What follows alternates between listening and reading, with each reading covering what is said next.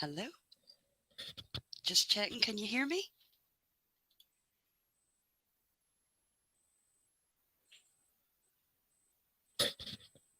Can everyone hear me?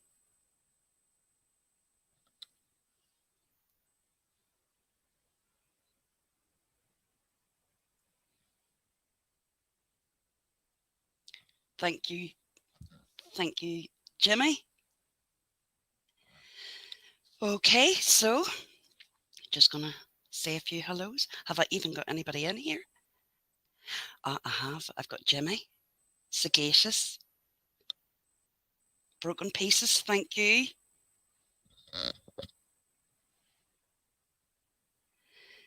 So this is actually my very first Irish crime live, and I'm looking forward to this one. This week's case, and my first Irish case, is of an unidentified male found deceased at Ross's Point Beach. It's actually somewhere that I've been many times myself, and it is truly, truly beautiful place. Hello, Neil. It is in Yeats country, which is, I don't need to have to say anymore. I think I've always been very, very interested, maybe nosy, about unidentified remains that have been found, any John or Jane Does. And I always wonder, there has to be someone out there missing, family, friends, even a work colleague. And I know that a lot of work goes in by the police and other agencies to identify them, but sometimes that just doesn't happen. It's just, I believe it's sad that, all of us have a mother, and, to go to that part of your life and not even have your name. And that's probably one of the reasons I picked this case, and also because it happened in Ireland. So I thought the best way to do it is to go over the actual case, and then we can have a chat about it after. Does that sound okay?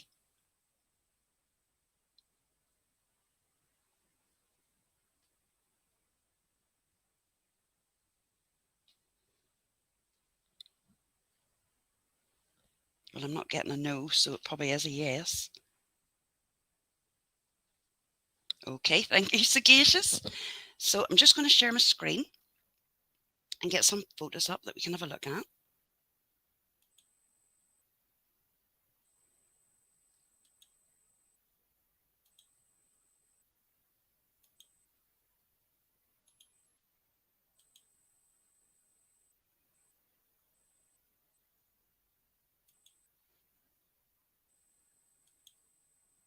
And hopefully some pictures will appear. Yep, think so. Okay, so I'm going to start and go through it, and then we can have a wee chat after. In the early morning of June 16th, 2009, Arthur Kinsella and son Brian arrived at Ross's Point Beach in County Sligo. Brian was training for a triathlon and ran it on ahead to enter into the Atlantic Ocean. The tide was out, and Arthur caught sight of something not far from the slipway, close to the rocks. What Arthur found was a body which appeared to have drowned and was lying face down. He later stated he looked about 65. I walked around the body just to make sure he was dead, and I actually placed my hand on his ankle, and it was cold. There were no footprints leading to the location of the body, so he assumed the man had washed up on the shore at high tide. 7 kilometres away, Sergeant Terry McMahon was on duty at Sligo Garda Station when he received a phone call around 7 a.m. Arthur Kinsella reported that he had found a body on the beach. On McMahon's arrival at Ross's Point, he saw the body, and he later stated that it was obvious he was dead and that he hadn't been long in the water. He noted he was dressed oddly for a swim. He was wearing a pair of purple striped Speedo type swimming trunks with his underpants over the top, with his navy t-shirt tucked into them. This was only the first of some very odd things they would come to find about the dead man on the beach. On June the 12th, 2009, a tall, thin man with glasses was captured at the Londonderry bus station in the north of Ireland. He wore a black leather jacket and had two black bags, one being a soft type hold-all with handles and a laptop style bag with a strap. You know the ones I mean. He boarded a bus to Sligo and arrived around 6:30 p.m. He got a taxi into the town itself and asked the taxi driver to take him to the hotel. I'm just going to show you some more photos here of Ross's Point Beach. Hope they're coming up okay for you.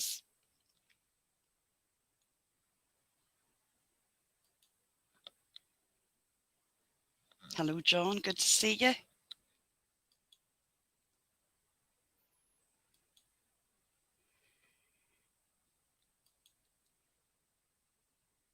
And this is where he travelled from Londonderry, down to Sligo. And very close, it's about 7 kilometres, is the Ross's Point Beach.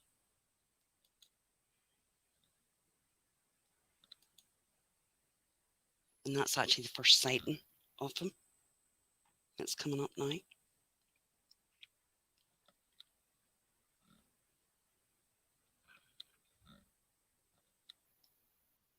Of the man they call Peter Bergmann.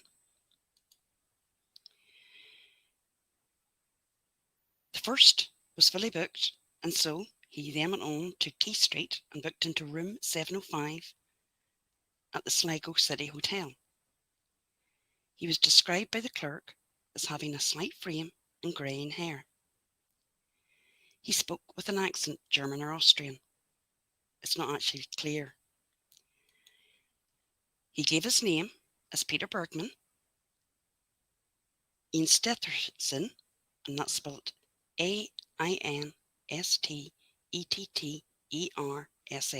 15, 4472, Vienna, Austria.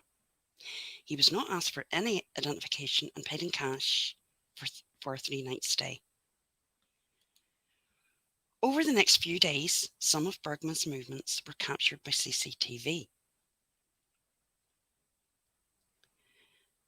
Saturday the 13th of June 2009. Peter Bergmann left the hotel many times throughout the day with a full purple plastic bag and was seen returning without it. There is no CCTV footage of him actually disposing of any of his items. And again, there's no way of confirming what was actually in the bags. He also visited the post office that day and he bought 8 82-cent stamps and some airmail stickers. There's no CCTV footage of him actually posting any letters or parcels, or even if he actually used these stamps. During the time in the hotel, he was never seen with a mobile phone or talking to anyone except the hotel employees. On the 14th of June, the next day, 2009, hi Helen and Jimmy again, Bergmann booked a taxi, asking where the best place was to go for a swim. Gerald Higgins, the driver, advised him that Ross's Point was the quietest beach. When they arrived, he got out and had a look around the area and he seemed contented. He then requested to be taken to the bus station, not the actual hotel. This is actually quite a clear picture of him here. And with the purple bag that he was seen with throughout his stay in the hotel. I'm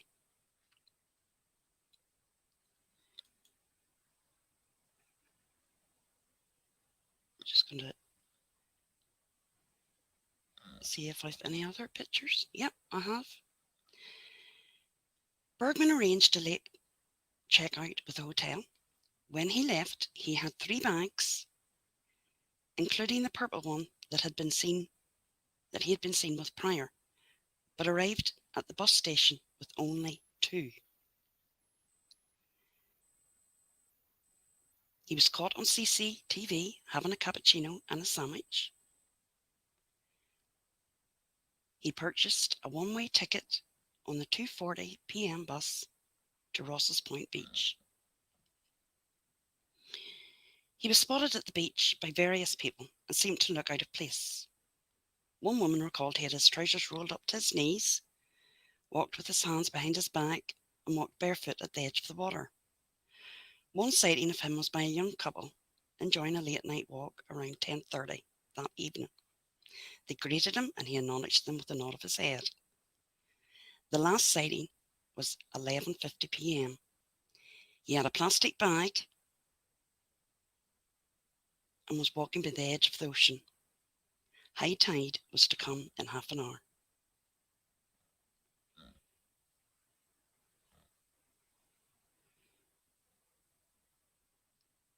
Tuesday, the 16th of June, 2009. After the discovery of the body, the authorities had the task of identifying him. I'll go through these photos again, but it's just to give you an idea.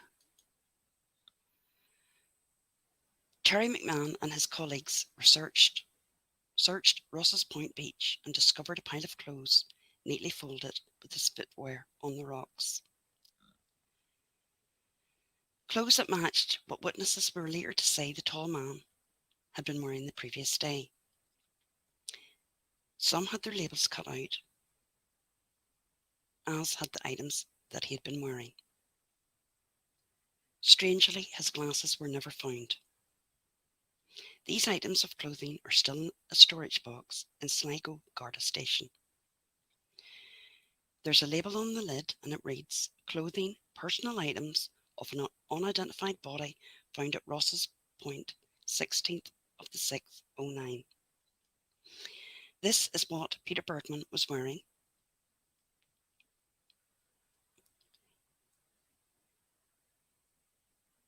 He had, not what he was wearing, but what was actually found. Folded up, as we can see here. Black leather belt with the label of Key West, USA, made in Italy. A navy t-shirt, a pair of navy underpants, and a pair of purple striped type trunks and a waterproof quartz watch. Black Fin comfort shoes, size 44, manufactured in 2002 in Germany. Dark socks, black leather CNA jacket, navy CNA chino trousers, and black sleeveless Tommy Hilfiger jumper. In his pockets, he had €140 in notes and €9 in coins. There was a packet of tissues, 55 milligrams of aspirin, and a hotel bar soap. What there wasn't was any kind of identification. After checking with the hotel, where he had stayed for 3 nights, they realised that the address he gave was false and was actually a vacant lot. Now, on the 17th of June, Clive Kilgallen conducted the autopsy of the unknown male. He found no evidence of a classic saltwater drowning. It was also determined Peter Bergmann had terminal prostate cancer. It had spread to his bones, chest and lungs. Kilgallen estimated he had only weeks to live. It also didn't appear that he sought treatment for his cancer, but he would have been very, very aware of how ill he was. He seemed to have planned his death, but actually died of a heart attack before entering the water. There was no tox report for any illegal substances, namely poison. The plot where Peter Bergmann is buried is owned by the Health Service executive. It can dig up to 3 people's remains, but after Peter Bergmann was buried there, they decided that there wouldn't be any more, just in case it needs to be exhumed. Well, hopefully it will be exhumed at some stage so we can get the identity of this man. By the end of June 2009, the Garda realised that no one was coming forward to claim their family member or friend. It became evident that he planned to die in the Atlantic Ocean of Sligo and also not to be identified, a plan that was somewhat interrupted by his cardiac arrest. It was impossible to go back and confirm how he arrived in Ireland, as foot ferry passengers did not have to provide any ID. He did not appear on any other passenger manifest. The case does remain open and will do until the identity of Peter Bergmann can be determined. But there's so many questions that I'm sure you have and that I have.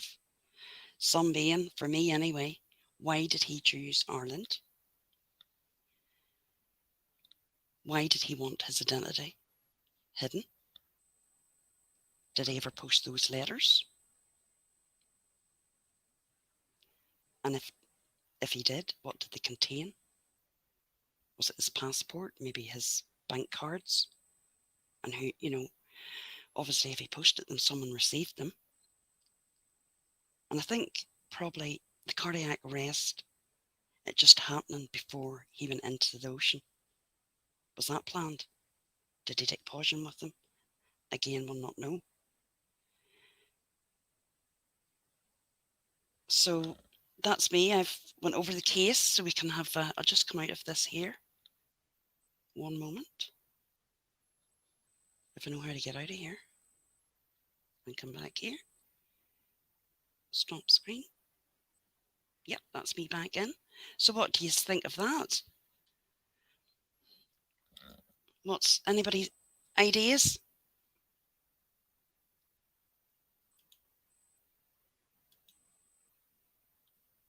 I'm going to drop the link here. Sagacious.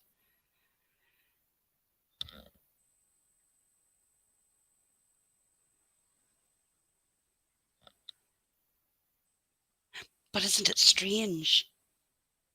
I mean, obviously, I think he went to Ireland and wanted to die in Ireland. But, for him to die before he went into the water, is that not so strange?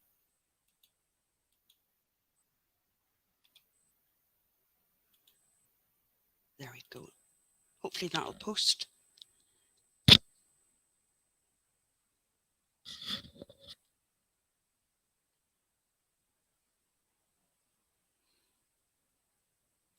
There you go, Sagacious. If you want to pop up, we can have a wee chat.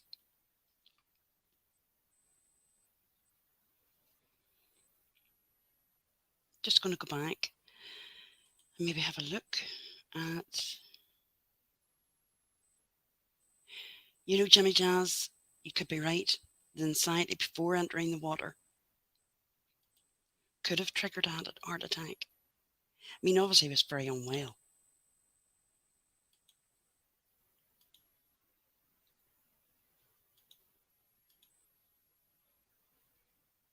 Here we go. Just go back.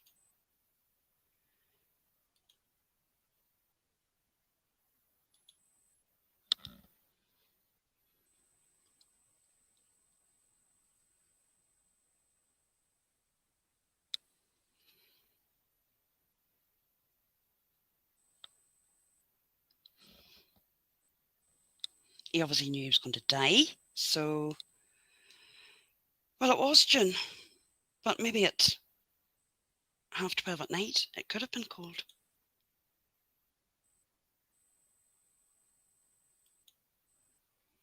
Don't scream. I think for me, do you think maybe he was there before Helen?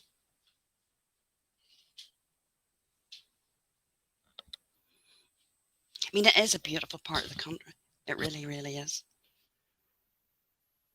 And I can understand maybe somebody wanting to go, and if they knew that they were dying and they wanted to go somewhere that maybe they had been before, or maybe had researched it and knew that it was such a lovely, peaceful place.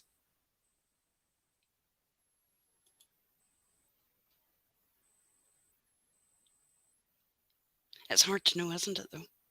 Oh, there's the cases. Hello? Hello. Hiya, so I suppose my first question is probably really stupid. Like, Oh, really, really, really stupid. So if he's an unidentified man, where does the name Peter Bergmann come from? Is that a stupid question? no, it's not actually. It's one that he gave. What, at the hotel? Yes, with the I've fake. got you. I've Yep, got you. Because I was thinking, well, if he's unidentified, where has this name come from? So that was just a made-up name, was it? just a made-up name. I've got you. I'm with you. And when they went back and checked with the hotel, they found out that the name, address, everything was fake. So, yes, John, actually. Maybe he thought the water at that side of Ireland would wash him away to South America, never to be found. But obviously having the heart attack, that kind of ruined it. Yeah. Yeah, so that was my first question because I didn't really understand if they had a name. Yeah, but he's clearly just made that name up. However, when people make names up, it tends to have some sort of meaning from somewhere, if you see what I mean. Yeah. Yeah. I know what you mean. Yeah. So you think maybe. Well, it could be a family name, it could be a grandparent's name, it's usually something, it usually has some sort of relevance somewhere. Yeah, I know what you mean. I think it's so sad. You know, there had to be somebody somewhere missing him. You would think. And that was the other thing that caught my attention was when you said that no one came forward. And that you literally took the words out of my mouth that I was thinking at the time was how sad, Yeah. that no family members have come forward and said, oh, that's my son, brother, uncle, sort of thing. You know, he had to have family of some sort somewhere. Yeah. You would think that would care. Maybe again, we don't know. He could have been estranged, from his family. Didn't have a relationship with them. But Interpol obviously have, put this information out, and still nobody has come forward with anything at all.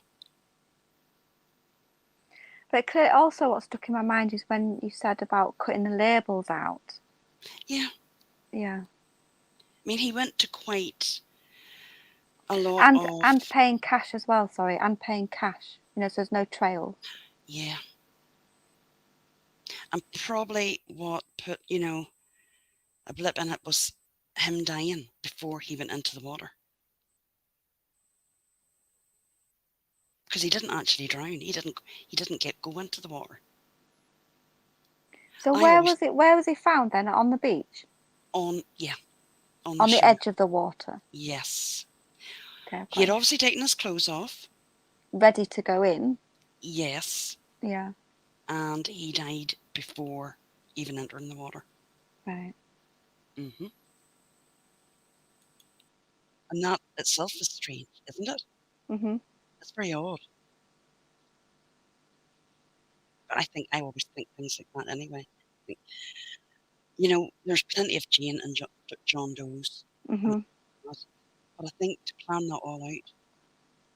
Hello, Julie.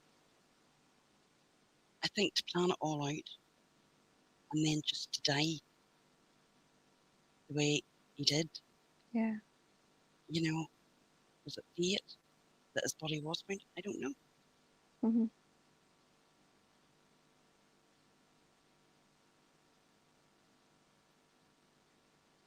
You know, you could imagine all these different things, but I suppose really he knew he was extremely ill. Maybe the So, letters, so when you said he travelled to Ireland, did you say by ferry? we don't know. Oh, okay. The ferry 8-foot passengers. There was at that time you didn't have to show any ID. No. So that they're thinking that's the way that he came in. But, you know, he couldn't have flew in because well no, again we don't know. There's no way really of confirming Mhm. who he was or what his name was.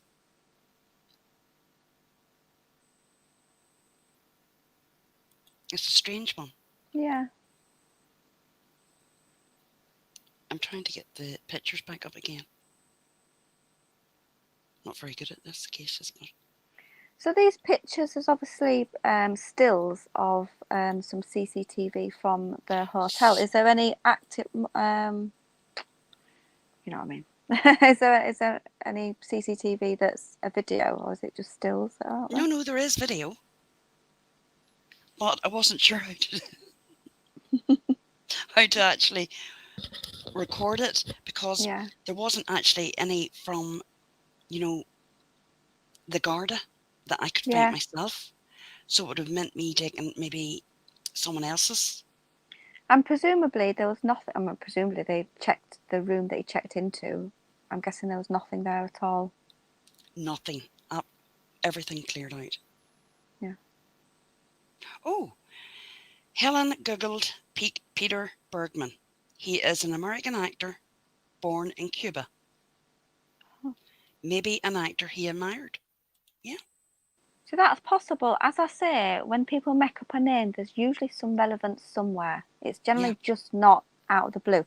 There's generally some sort of relevance somewhere. Yeah. Maybe he picked. He maybe did like him. Now they're not sure whether it was a German accent or an Austrian accent.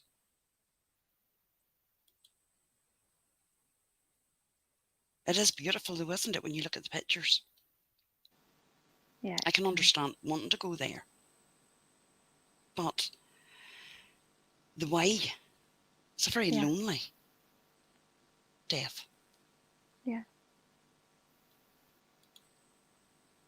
Can you see the pictures that I'm putting up here? Yeah. I can. Yeah. From Derry to Sligo.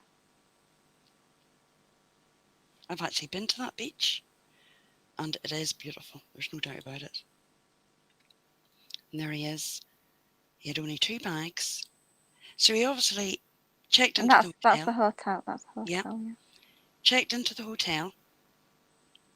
And And we then, clearly see on foot as well. Not no. He wasn't in a car or vehicle. no, On foot. Yeah. on foot. He got the taxi to take him to a hotel. The first hotel he went into, it was booked. So he ended up in Key Street where the Sligo City Hotel is. And he booked he got room 705. And he paid cash for a Cash, 3-night yeah, for 3 stay. nights. So that's quite a lot of Yeah. money. If you're thinking of a hotel stay for 3 nights, that can be quite a lot of money. Most Yeah. people who would do that would use a card or something like that, wouldn't they? Yeah. And John, you're right. It is difficult to tell the accents. Like I wouldn't have a clue between an Austrian and a German. Would you, Sagacious? No, no, I wouldn't. And Jimmy, you're right. He planned this out so much. Obviously, he spent those 3 days getting rid of everything. And that was the way he wanted to go. And it still didn't work out. That he didn't get what he was set out to achieve. He did in one way, but in another way, the plan that he had in his head, that his body would be washed out to the ocean and never to be found. Yes.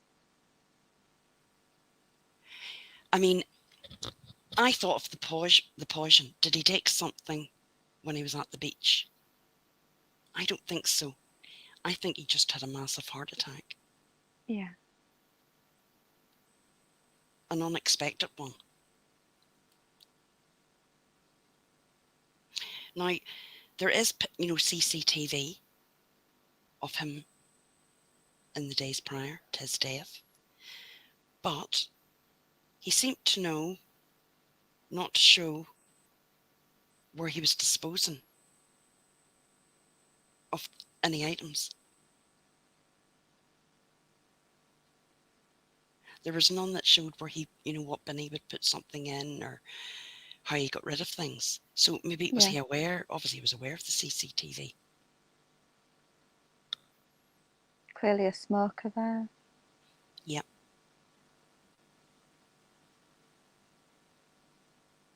And it is dignified, Helen. I think,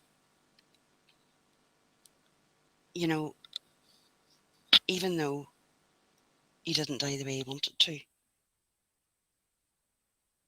he's got a name of some sort. He's just not gone forever.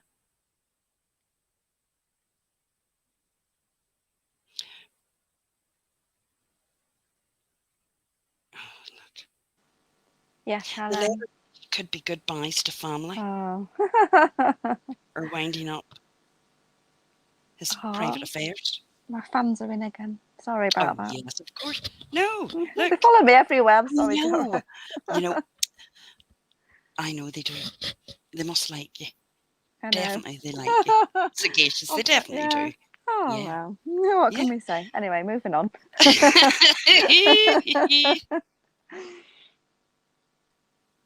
John says he seemed really depressed, getting rid of everything before dying alone in a foreign country.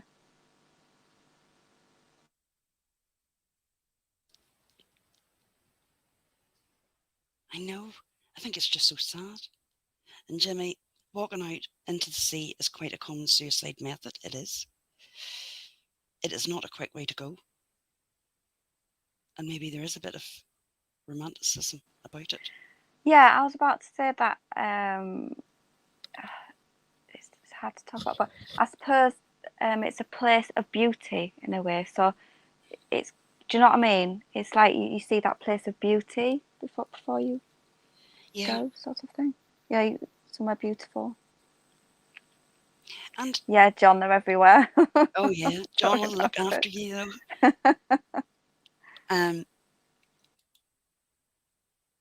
But you'd think with the information, it's obviously been broadcast. You would think that this is on hot on Reddit. I mean, Helen knew of the case. Julie knew of the case. Yeah. So have you read anything on Reddit? I haven't, obviously. Have you read anything on there that stood out to you? Not really. Not really. Just really what I went over in what I researched on it.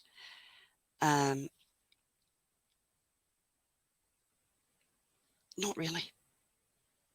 But the Peter Bergmann, the actor, that was a good one now that Helen came up with. Yes. I didn't see that. Because as I say, there must be a reason. People don't pluck these names out of the air. There's always a reason for everything. No, you're right.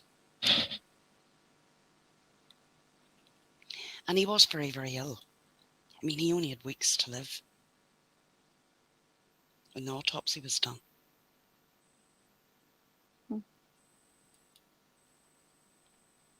And that was another thing, there didn't actually seem to be, he wasn't getting any treatment. No. No treatment at all. And all he had was aspirin. He had to have been in pain. Mm-hmm. Wouldn't you? Yeah. You would think. You would think. And he was very, very ill. I mean, he only had weeks to live when the autopsy was done. And that was another thing, there didn't actually seem to be, he wasn't getting any treatment. No treatment at all. And all he had was aspirin. He had to have been in pain. Wouldn't you? You would think. Jimmy, exactly. Apparently he wasn't on any medication despite all his ailments. They say he would have been in constant physical pain. He had to have been.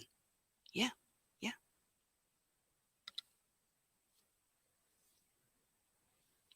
Because the cancer obviously was throughout his body. And they didn't actually find any traces in his bloods. So that alone. Yeah, well, that clearly, I mean, we can see it's very, very planned. Yeah. You know, there's a lot of planning gone into this. Yeah.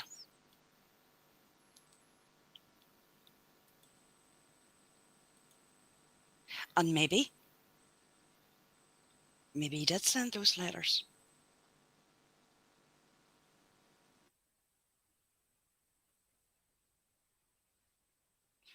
Jimmy, I just don't understand the taking off all his clothes and accessories. It's a little bit OCD or something. Yes, and he folded them. He just didn't discard them. He folded them neatly.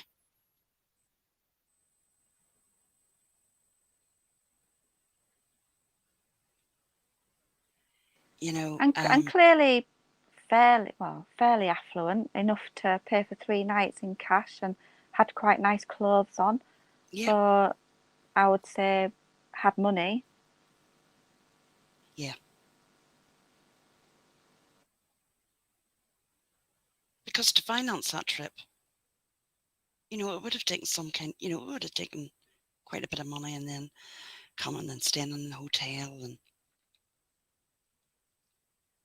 but it's just so. Oh, I would just love to know if the letters were ever sent and what were they, what was in them, was his passport, bank cards, Yeah. things like that. The problem is if he just dropped it off in a bin somewhere, they're gone out. They just go to landfill. Yeah, yeah. Hi, Teresa. Yeah, Jimmy. It makes him wonder if he was ex-military. To be very, you know, to be honest, you think your mind would be right with anxiety if you knew that you were going to entering into the ocean. I don't know. We're not in that mindset, but he was determined to do that. And you also got the ex-military vibe, Helen. And I think when he was disposing of the items, he didn't. He made sure that there was no CCTV captured of him, any at all.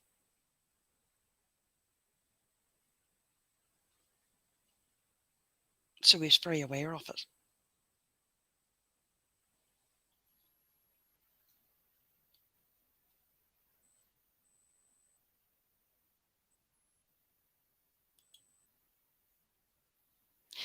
Hopefully, someday. So what's happening now with it, Joe? It's still open. The case is still open, and will be until someone comes forward.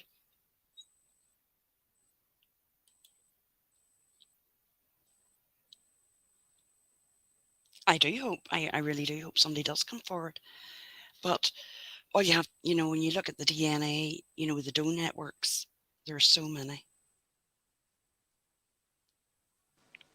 Yes, I haven't. I know you said you have checked that. I haven't checked that myself, but yes, I can imagine many more than people think. Actually, in fact, just in Scarborough, there's a lady went missing months ago, and you know what? There's really nothing in the news about it. There's local groups like Scarborough groups where family come in now and again and say, look, she's still missing. Can you please be aware? Yeah. But as in the Scarborough News and the local radio stations, or even the local news, calendar news, stuff like that, there's nothing. And she's quite a young lady. She looks about my age, maybe a bit younger, and she's been missing for months. And no, we don't hear about it. No one, it's not in the news. And she's been missing months. And I thought there'd be more. I know. Yeah. And why is there not? I really can't understand it. I don't know, because the family are still looking. Yeah. still saying, look, but there's just nothing. It's like a media blackout. I think maybe we have the opinion that, this happened in our country, that, there's, because there is a mystery, and it is a mystery, that there would be more people interested, well, there's lots of people interested in this case, but maybe it wasn't just put through, maybe if he did come from Germany, it just hasn't hit the right person to see it. Yeah. Yeah. And maybe that's it. But I thought it was interesting. I think probably for me, the most interesting bit of it was him dying before he went into the water. Mm-hmm.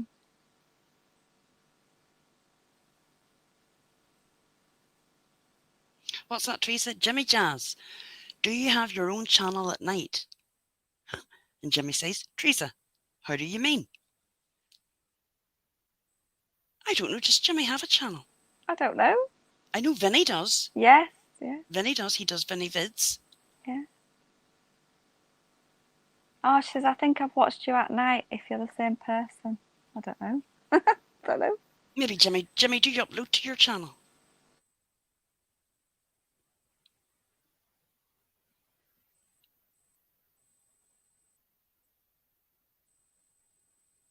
Oh, you don't do live streams. You just like to be in the chat. Has Mark been on lately? No, actually, I did chat to Matt today on the phone. Actually, me and you was chatting on the phone, and I got a phone call. I was like, I can't answer just yet. I'm talking to Joe. I'll call you back. Talking to Joe. So I actually talked to him today, but he's fine. And I asked him, if he's going to be doing live soon, and he said, yeah, possibly Saturday. Although, if you're listening, Mark, he won't mind me saying sometimes he says a certain day and it doesn't come to fruition. So I'm not going to say that 100%, but he did sort of say, well, possibly Saturday, but he will come on at some point. He will. That's good. He will. I like Mark. And Jimmy's always there, and Vinny, and you can have a good chat. Well, I said to him, you've got all your new posh stuff now, so you've got to. He your has. fancy things. Yeah, yeah. Well, maybe there is another Jimmy Jazz. Maybe there's two of you, Jimmy, and you just didn't know it. But yes, Julie, it is very sad that it ended the way it did. It really is. And maybe, you never know, hopefully, I do hope that sometime somebody will come forward. Or maybe, Jeanette, a lot, well, in America, it's a lot different in Ireland, let's be honest. Genetic DNA. I do know that's how a lot yes, DNA, of the does have been identified, or the remains have been identified. Do you know, I can actually remember, I don't know what year it was years ago, and I can actually, because my brain works in pictures and video, I can actually remember on the news, seeing the news when they first got the DNA, and it was a massive news. And I said, this is going to help, all this sort of stuff. And I can remember clearly watching that and going, oh my God, that's amazing. I know. And look how far we've come on. Hello, Vinny. We just mentioned your name. We were just talking about you. We were. Hopefully Mark will be back sometime at the weekend. But we know what we say about plans. Yeah, the best laid plans. But hopefully Saturday. I'm not going to say that 100% just in case, but hopefully Saturday. Yes. At least this is it. He wasn't alone. When he got buried, there was 4 Garda. Mm-hmm. And yes, it might be an unmarked grave, but his remains are there. Yeah. And for me, I think that's a lot better than going out to the ocean and never, as if you never existed. Yes. Yeah. Vinny, there is no quiz. Not tonight. You're in the wrong channel. Hee I might do one day. Yeah. Again, obviously I'm on a little break at the moment, but when I come back, I'll probably do a little quiz because I do enjoy them too. So. Oh, Helen has just looked. I was just looking what work the actor did. Oh, was US soap opera. Nothing exciting. But there must be Oh, there you something go. there, though. There will be something there. So there's a US soap opera actor. There will be something there somewhere with that name because they just don't pull it out of nowhere. I know they don't. Jimmy made me do it. Vinny, don't blame Jimmy. And you'll have to wait and get your trophy some other night. I don't give out trophies. There's only Sagacious that gives out trophies. But no, you're right. He got a send off. He wasn't. He was alone when he died, but at least he But wasn't it looks alone. like he was alone when he died. But it looks like that was of his own volition. It looks like that's what he wanted. Yes, it was. And he had only weeks to live. Mm-hmm.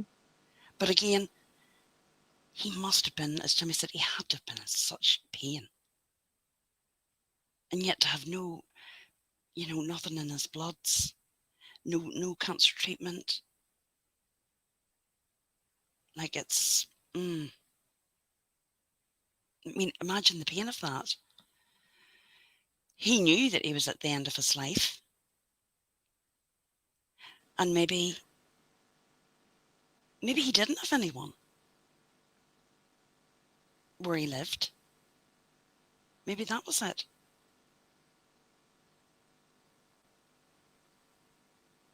That could be it. I don't know. The thing is, that can't be it really, because then he wouldn't go so much trouble to hide identification. He wouldn't care. Yeah, that's true. Yeah, that's true.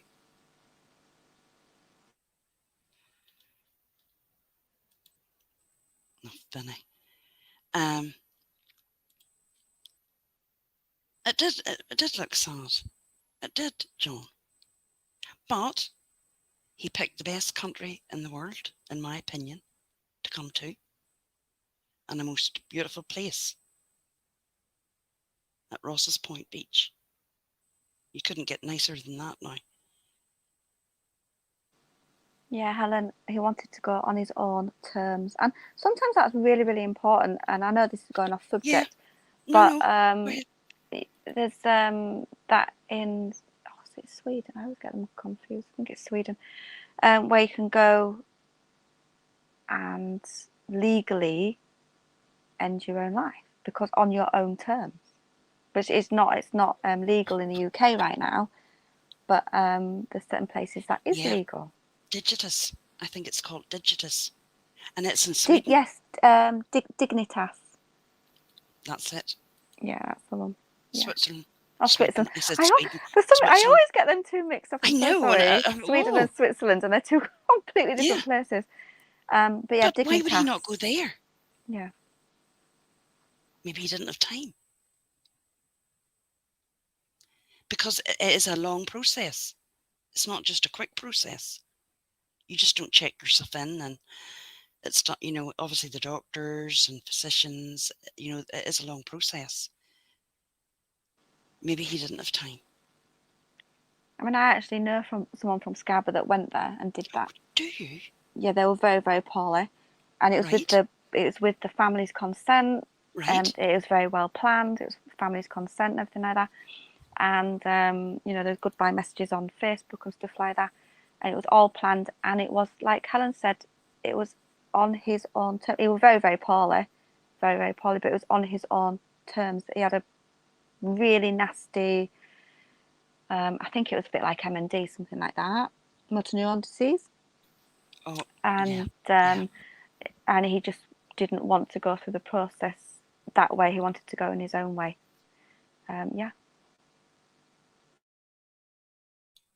That I totally understand. And doing it that way. I probably don't understand as much as traveling to another country and, choosing to die by suicide, even though that's not what he died, the official cause of death was. But and you know, Julie, you're right. Maybe he chose Ireland to die. Maybe he never been there before, and if he wanted to die his way, he wanted no treatment. It might just be that's the case, sad as it is. Yeah. That's what I was thinking, at the back of Yeah. my mind. I was thinking maybe it isn't a mystery. Maybe it's just a person that had lived his life. He was very unwell, in a lot of pain, like you say, and just wanted to do it his way. Yeah. And there is no mystery. Even though lots of people think there is a mystery, or maybe we're making it out to be a mystery.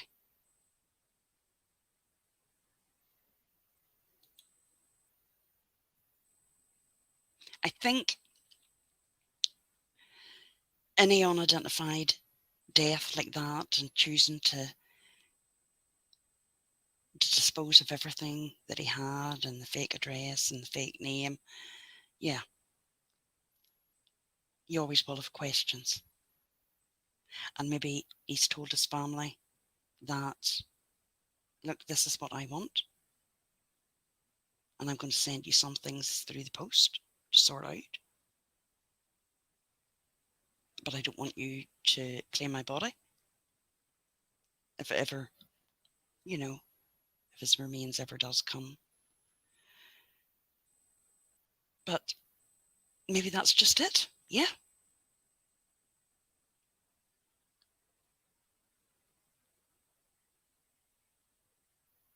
Might be just as simple as that.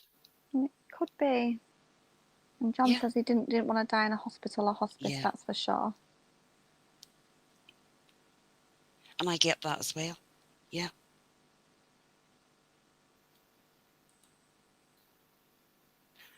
I believe, Jimmy, he was. I do believe it was an Interpol. From what I read on Reddit, Interpol was involved. And because they thought he had a German accent, Austrian accent, it had been published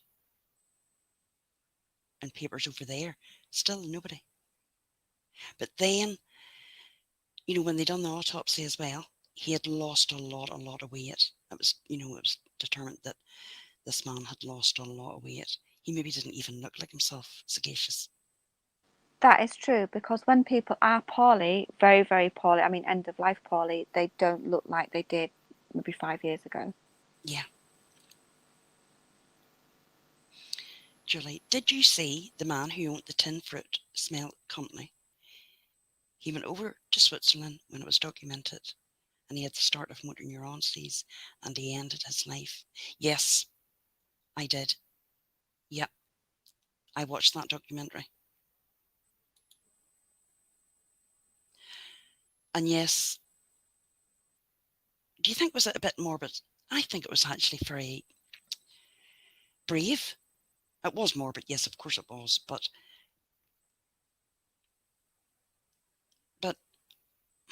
I think it shows that people can have that decision and they've a right. I think if it's done properly.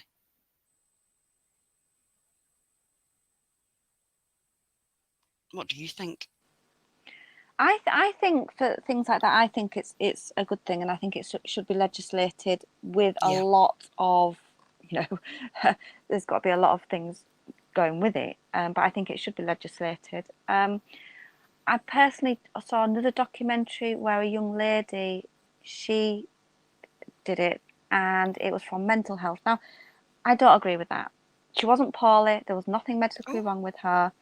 She wasn't in any pain, but she was in mental pain. Now, I understand mental pain, I understand that. But I feel that can be tracked.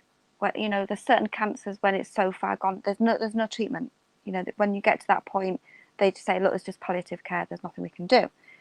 Whereas I feel with this young lady, she was only young, I feel that there must have been something. There must have been something else she could try. I mean, she was in mental health, but I feel that could have been more helped.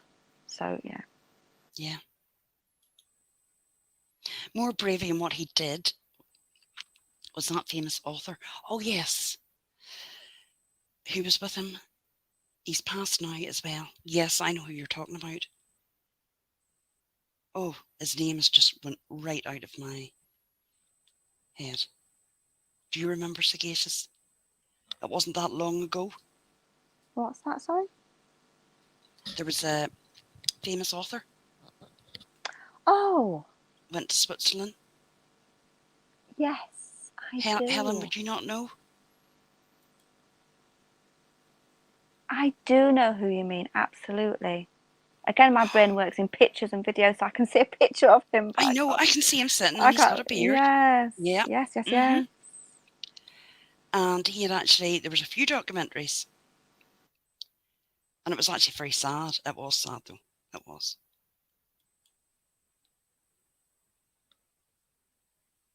Oh, so yes, you should. Oh, Helen, go and have a look who that author was, or Julie. His books were mystery and crime, and he did have a grey beard. You're right. Yes. Yes, he did. And it's only in the last couple of years, I believe.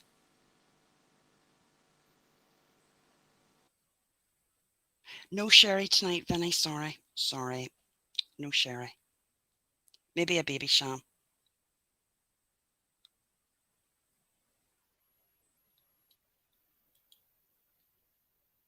So, Joe, what do you think on that? Do you think there should be legislation to let that happen in the UK? Absolutely. Yes.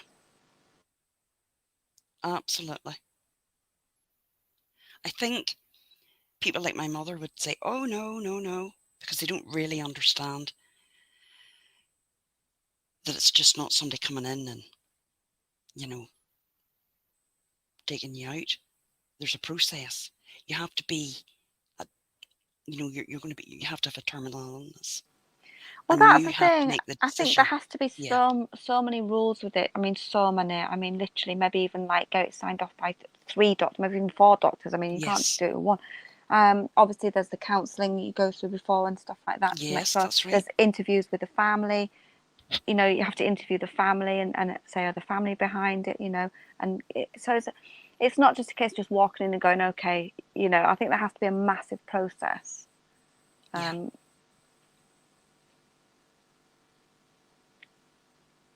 Because I think, I don't know what you think about this, is probably going off on a tangent a little bit, but I think that in the UK, the elderly are treated very wrongly, really badly. Obviously, I look after my dad, he's 93, and I've seen it myself with the NHS, and sometimes they can think, well, when you get to that point, oh, what's the point? They're 93, they've lived a good life. And I hate that, because if an elderly person is quite well in themselves and have a quality of life and are quite happy, I don't like the fact that they don't have the same treatment that they do a younger person, because and it's down to money.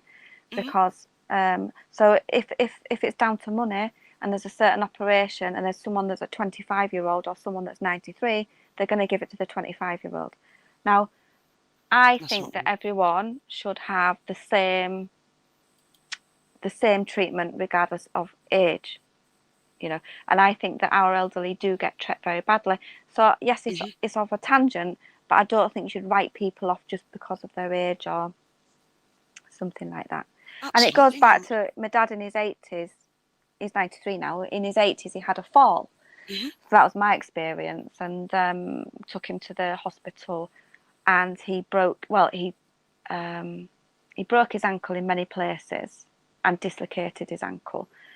Now, this was horrific, I swear. I was with him. I took him to the hospital, and I was with him, and he was in the emergency room, whatever that's called. And they did X-ray. This is a long process. This went on hours and hours. And they did an X-ray, and they told me, and they showed me the X-ray. They actually put the X-ray in front of me and showed me and said exactly. And they said, there's no beds. This is what they said to me. They said, there's no beds, but he needs an operation or he'll never get up again. I said, well, he can have the operation then. Now, in this time as well, they'd fed my dad morphine, and he had to bite on something. There was something they gave him to bite on, and they pushed his dislocated ankle back in. Oh. And my dad was screaming in pain. He was screaming in pain, and that was horrific for me to listen to. And that was horrific. Anyway, they did that with morphine. It was still horrific. And then, but he still had the shattered ankle. And so the doctor said to me, okay, because I was fighting for him to have this operation. So he's never going to get out of bed again unless he has this operation. He was in his 80s. And he agreed with me. And then they got the higher person to come up, the consultant. He came in. We looked at the X-rays together again, and he said, "Oh no, we've got no beds for him." And I said, "Well, this doctor here, this other one that I was talking to, said that you could find a bed for him, and this was down to age." Anyway, they did more tests and everything like that, and they said, "Well, his heart's fine, his lungs are fine, his obs were fine, his blood pressure was fine. There was nothing. There was no reason apart from age that he couldn't have had this operation in the morning." Right? Yeah. It was down to money and beds. And I said, no, he's not going to. It's like, if you don't do this operation, his life's over. Because once he's stuck in his bed, that's it. Yeah. Anyway, so I fought. And then the younger doctor who initially saw him, and he said, I agree with you. We've done his obs. And anyway, they did find a bed for him. He did have the operation the next morning. But I had to agree to his aftercare. I had to sign the form off. Yes. So if anything happened to my dad, it would have been my fault, because you have all these forms to sign. I had to sign it off. I obviously liaised with my family and said, look, I think he should have it. Like, I know it's a big decision, but there's no alternative. It's shattered. He will never get up again unless he has his operation. So I fought for it. I signed all the forms, and I obviously helped with his recovery and stuff like that. And it took months to recover. However, it gave him another 10 years of quality life. Yeah. But it was down to age. Like they said, in his 80s, they said it's not worth it. And I said, yes, it is worth it. Yeah. I mean, not worth it. Of course it's. Yeah. I mean, he's in his 80s. It shouldn't matter. Of course it Yeah. shouldn't. But I had to fight for it. I had to fight for him to get. That's awful. Like I said, the consultant said, no, there's no beds. And I said, this younger doctor has told me you can find a bed. You're telling me there's no beds, but this younger doctor has told me.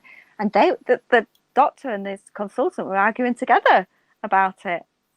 They were going, oh no, and he was going, yes, and they were going, no, and I was going, yes, and I was going, oh, it was not great.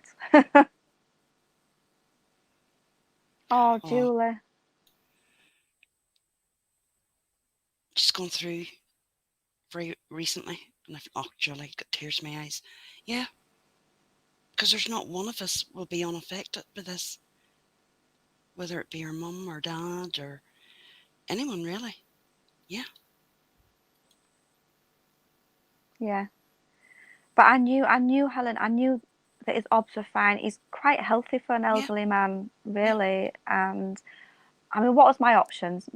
My options were, yes, it's a risk. They told me the risks. But the other option was, well, let's put it this way, Helen. If he hadn't have had that operation, he wouldn't be here now. It's a fact. He wouldn't be here right now, because he would have been bedridden, and he wouldn't have survived till now. Yeah, he wouldn't have. No, of course he wouldn't. And your daddy is like, after that, I mean, he was sprightly. Plenty of life left in him. He's 93. Absolutely. And he's still, I mean, he's starting with a bit of early onset dementia, although, I talk to the dementia nurse a lot. It's early onset, but I put that down just to just brain degeneration. I'm not sure, because my grandma had dementia, so I know what dementia looks like. She passed away from dementia, but I just think that my dad is just elderly degeneration. But yes, it presents as dementia, but he still is compos mentis. You can still have a conversation. Oh, he can't hear very well, so you have to shout at him. But he's still compos mentis. He still has. He still understands it. Okay, it might take me 3 times to say the same thing rather than once. But so that there's allowances, but he still has a quality of life. Yeah, he's 93. He still enjoys watching cricket on the telly. He still enjoys, stuff. Julie says, my friend came to me just over a year ago now and fell over out of a car. We took her to the hospital. There was no symptoms, nothing about it. She had to go back 2 days later to the hospital. She had another X-ray on her leg. She was aged 31 and had a child of 5, who I'm godmother to. Oh my, and she is dead now. Oh my God. A year from nothing wrong. Oh my God. Julie, Oh my God. I am so sorry.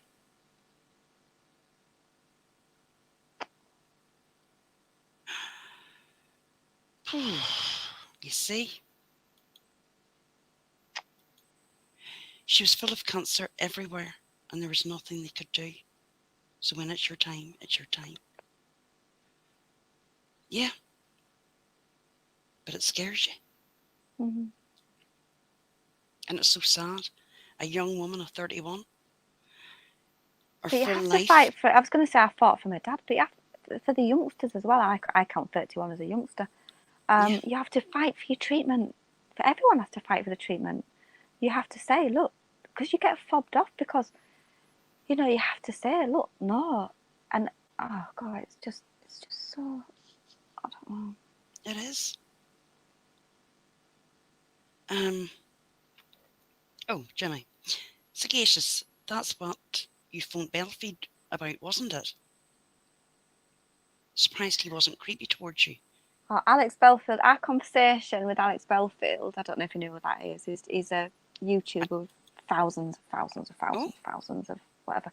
And yeah, we had a conversation, but that was more about the TV license because, as I said, the elderly are treated so poorly in the UK, so badly.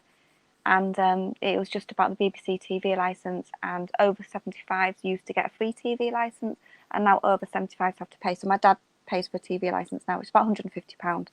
It's not really the money, it's the point, it's the fact of it. It's just disgraceful. So that was my conversation with Alex Belfield. Yeah, and again, it was defending the elderly, like they shouldn't have to pay for a TV licence. I think it's disgusting. It is disgusting. I don't think they should have to pay. Good night, Vinny. The sherry's went to his head. He's a bit tipsy. Night, Vinny. Right. Thank you so much for popping on. I appreciate it.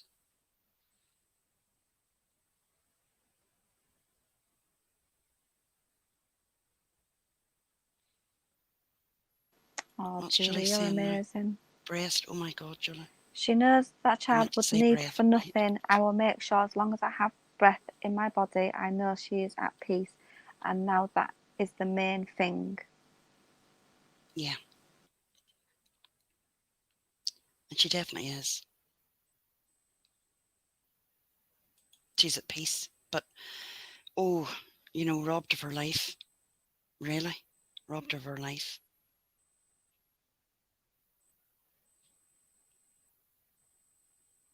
No one knows what's going on in anyone else's life. That's what Helen actually we were talking about earlier. Yeah. About Chicken Lady. Yes. And I hope she starts her treatment tomorrow. And I wish her all the very, very best. Yes. Absolutely. Absolutely. Yeah. No matter what, I think we all should have empathy. Yes. Regardless of what our feelings are towards anyone. Mm-hmm.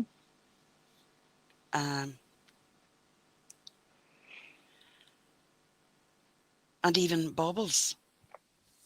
I hope she gets better. Absolutely. And probably, I mean, again, this is only my opinion. If I was her, I wouldn't be coming back on YouTube. The stress of that alone, I couldn't cope with that. Yeah. As I say, it comes down to having empathy and just being human and understanding that regardless, you have to wish people well and just wish the best for them. I mean, you don't want anyone to be poorly, even if you don't get on per se, or there's some things they've done you don't like. You don't want anyone, to be in that position. That's right, Julie was nearly killed in a serious road traffic accident. I'm permanently in a wheelchair, but you get on with life, but you never know when your time is up. Jesus, that's true, you know. That Do you really know, is I true. have a friend, obviously I'm not going to say a name or anything, but I have a friend who is the most amazing person in the whole world. And she's my age. I went to school with her. Hmm. We went to school together, so she's the same age as me. And she's she's in a wheelchair. She's had a tracheotomy to help her breathing. She's had many, many problems. She's the most fierce warrior woman Oh, ever. She has a family. She has a husband. She's she's just the most amazing person I know. She's let nothing stop her. Nothing. You know, like I say, she had to have a trachea so she could speak properly, or wow. speak. I mean, she deals with the worst of shit. She's in a wheelchair and stuff like that, but nothing stops her. She is a warrior. She's just amazing. And I bet you Julie is a warrior.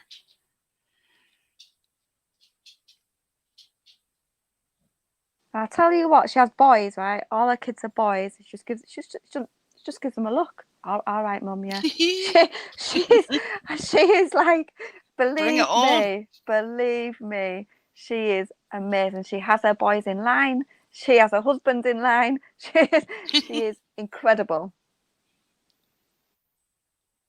Julie, can I ask what age you were when this happened? I know it wasn't that many years ago.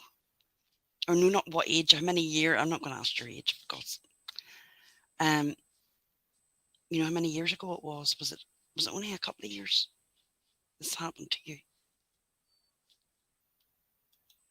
Oh, here we go. I am, and I will keep fighting. I've never had any children. My husband is a teacher. Well, he's just retired. He's only 55, and I've just turned 50, and I'm moving into a new bungalow. Oh, Brilliant. Yep. fantastic. Now this is going to be a new part of your life. And your husband now, you know, no work, no stress, no worries, more time to spend on you and be with each other. And welcome to the 50 Club, by the way. I just turned 50 Yes. last June, so I'm just in the 50 Club too, so we're the same age.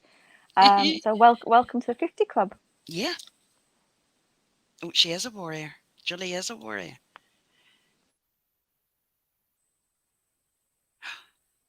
Oh, he scammed a lot of money from. Are we talking about a certain detective?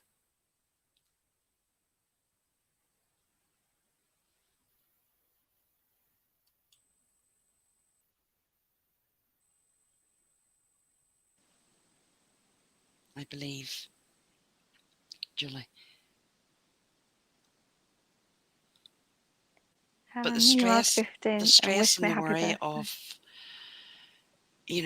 if YouTube was going to make me ill,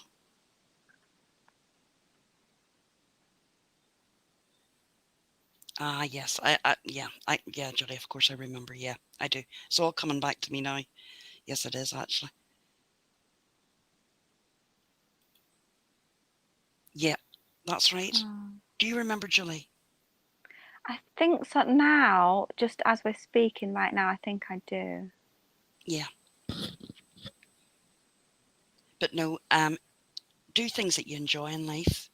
Yes, Life is short. it We're is. not, we're promised some time, but not a long time. Isn't that right? Yeah. I mean, like I say, I'm the sort of person that count my blessings. I count my blessings every day. Yeah, I've said this before in my lives, I count my blessings. And it can be very small blessings.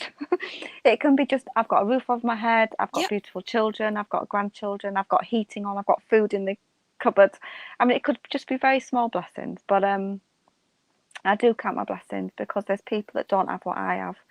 I have great friends, I have wonderful family. yeah. You have. Three wonderful sisters that I love to bits, that we're always Yeah, in contact. You know, we might live in yeah. different places, but always in contact. And yeah, really, really blessed. I think you do. You do have to be grateful for what we have. Um, your children, your grandchildren. Um, And definitely, what's this now? I have my day in court, that's why I can't discuss stuff, but I want that man to pay for the hate and hurt he has caused to others. I'm not bothered about me, he got me when I was vulnerable.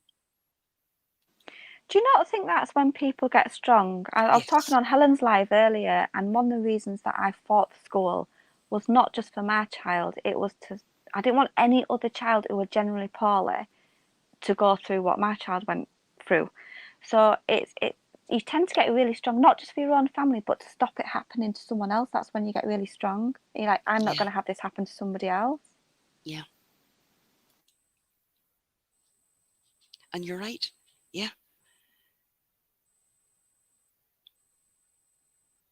Oh, Vinny's back to say goodnight. That's nice. He's probably had a wee sherry, had time to go and get a wee sherry and then pop back in. Do you know, to my badness, I haven't watched Sagacious, Vinny's could you hold on videos, 1 so I minute? need to go and watch. Could Pardon? you hold on 1 minute? Yes, sure, And sure, I'll... sure, sure. Yeah. So I need Vinny's vids. So Vinny's vids. I have to apologise because I've not watched any of your videos. So that is what I'm going to do. At some point, I'm going to go to your channel and watch your videos. I think I've subbed. I think I've done that. I haven't done that. Julie, and it doesn't matter what money you have, you make your life how you want it to be. I'm a big believer in positive thinking, absolutely. And it's sad some of the stories we hear on YouTube, yes. I'm not on his door, you know, and he run away. Oh my goodness. Look, we all know he's a coward. I mean, he ran away from the police knocking at the door. He is a coward. Um, I know what's happening with Chicken and Bobbles has obviously affected him. She can't catch him in a wheelchair.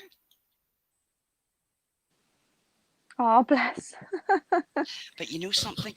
It's a big lesson that you learn on here. And that's what we were talking about earlier, wasn't it, Sagacious? Yeah. Things that you learn, and it makes you stronger. It definitely It does does. make you stronger. And I've been sort of on the tube, well, for a long time, but Yeah. interactively, I'd say about 3 years, interactive, you know, with different people. And I have learned so much. I've learned so much. Sometimes I am literally shocked. I'm like, so I'm shocked, and then my jaw drops to the floor, and I'm like, oh my God. You know, I just can't. I just literally cannot believe it. Sometimes I think I'm in the twilight zone. I'm like, how does that work? What's going Yeah. on? And I'm literally shocked. But then you get a little bit desensitized to that, and then as you go on, and then sometimes things don't shock you, and you go, oh right, so that's Yeah. happened again. But it is a learning curve, and if you first come on, like me, I mean, I was very naive, like literally the most naive Oh, person in yeah. the I world, was too. and it's only seeing things and being around that makes you understand certain things, and you change your own YouTube behavior. Like you keep a lot of things more tighter. Because the thing is, we're human beings, and as we're talking like right now, sometimes, you know, I'm quite a chatter, so I like to tell stories. You know, the in joke in my house, I've got a story about everything, which is true. But you have got to remember it's YouTube at the end of the day. Yeah. So you have to always, at the back of your mind, remember about personal details and remember about personal things, and try and have a conversation and be personable, but not give too much away at the same time. It's a Absolutely. fine line. Yeah. And I think if I would give anyone advice is never go into group chats at all. That's it. Never, ever. Or if, you know, keep your circle close and small, because everyone is a stranger on the internet. You don't know who's behind that screen name.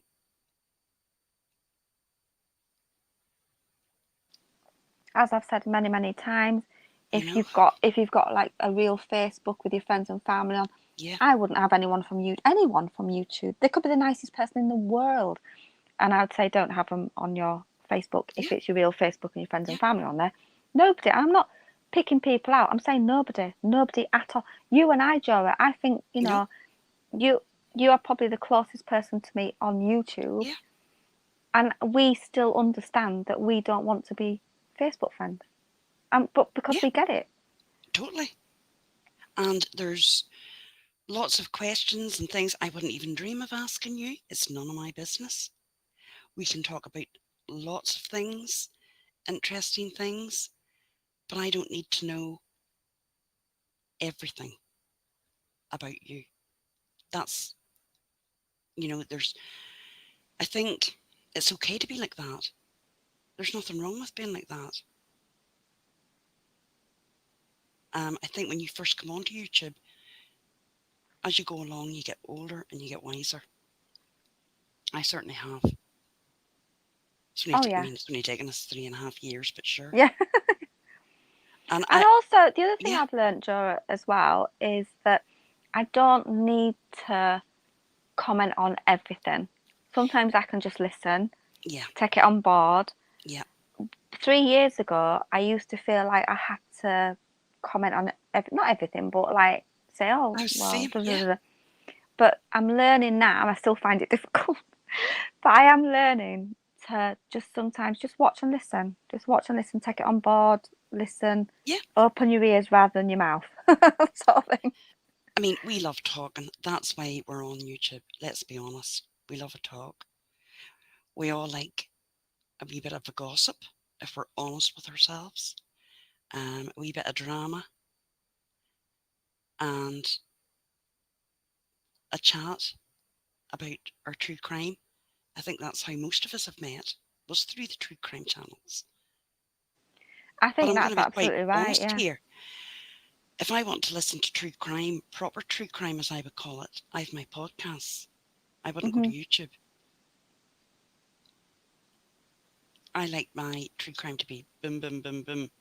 Mhm. I like to have, now, but I do like to come on to channels that's talking about true crime Yeah. and have a chat about it. I do enjoy Do you that. ever listen to? Is it? Oh God, I hope I've got this right. Remember, this is just off memory. I've known that. Is it Keith Morrison? Yes. Do you listen? Oh, Dateline. he's great. Yes. Yes. He's a legend. Isn't? Oh, I love Absolute legend. Yeah. him. Love him. Yeah. This is good advice, Julie. If you find you're struggling on YouTube, find the strength to sit back and watch from a distance. I did over Christmas, and then you get to find the truth. It's out That is there, and I can so do that. right. Take That a is break. Yeah, so I agree. right. Right, I'm just popping out for a minute. Back Yeah, a minute. that's fine. Just for the accident I was involved in, the Madeleine McCann case, I can't say much more than that. And after the accident, I've always wanted to keep up to date with what could happen. Now, probably we have very, very different opinions on the Madeleine McCann case. I get that, or maybe we don't, I don't know, Julie. But I get that people have a lot of questions.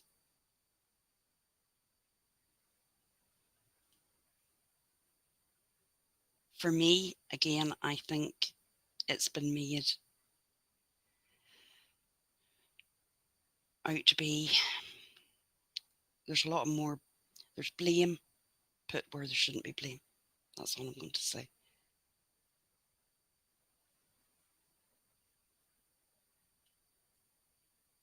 Oh yeah, absolutely. What would he really know? To be quite honest. I was never a sub of his. Of such, I watched a few times and thought, who is this old geezer? And that's the truth. And I know John likes true crime, and it's nice just to be able to have a chat. The next one I'm doing definitely is going to be Lisa Dorian.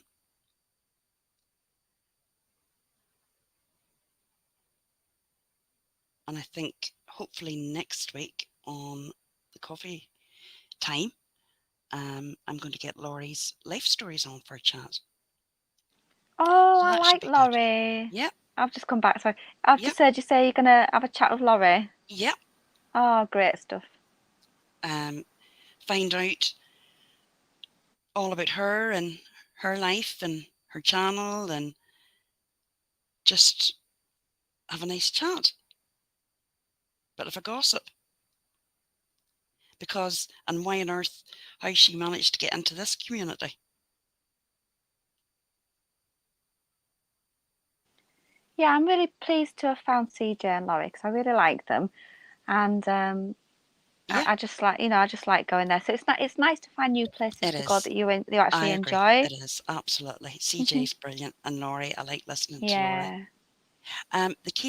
Next case, John, is Lisa Dorian, and that's from Northern Ireland. And I hope to do that not next week, but the following week.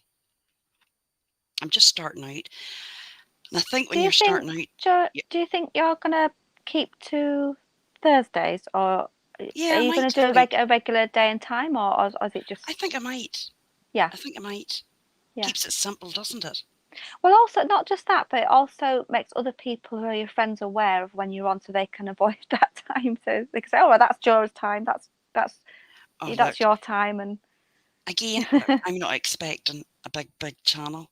The people that's coming in here is people that I know from our own communities, and I'm more than happy.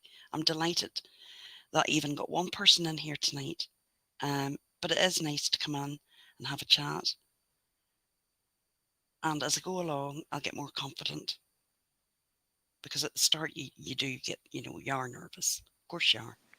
yeah, and there's different nerves as well. There's nerves, obviously speaking, but there's also especially with true crime, is getting it Yes. right Yeah. because we always at the back of our mind. We've talked about this before. At the back of our minds, these are real people, real stories, real families, Yeah. and so it's so important to get it right.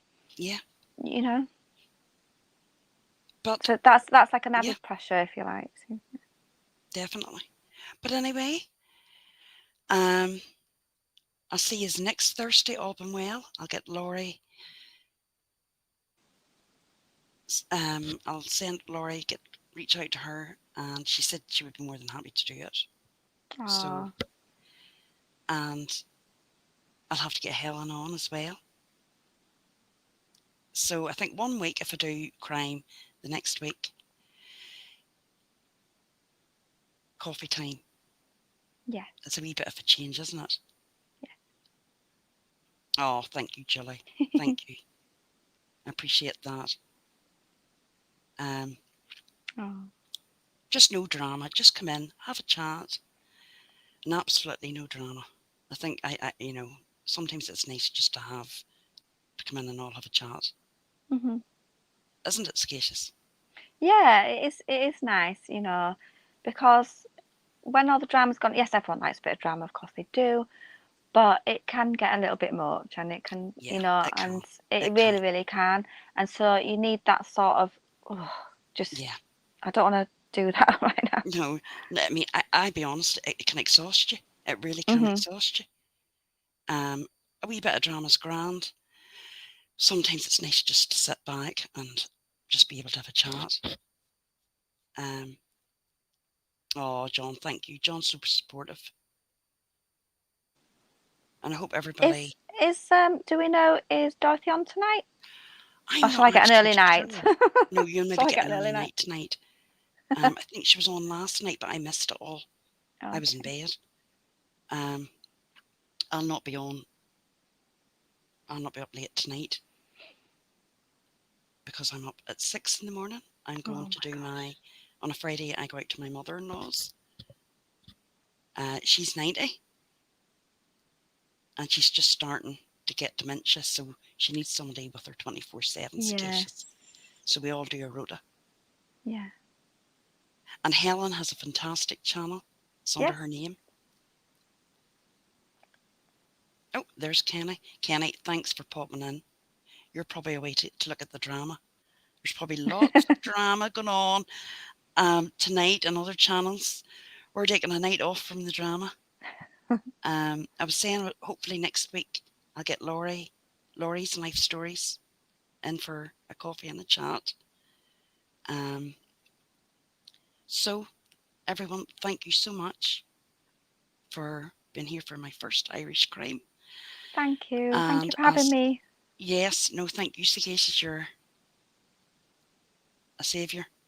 That's always great. And I'll see you next week then. See you next week, everyone. Okay. Thank Good you. night, everyone. Good night. Thank you, Helen. Good night, everyone.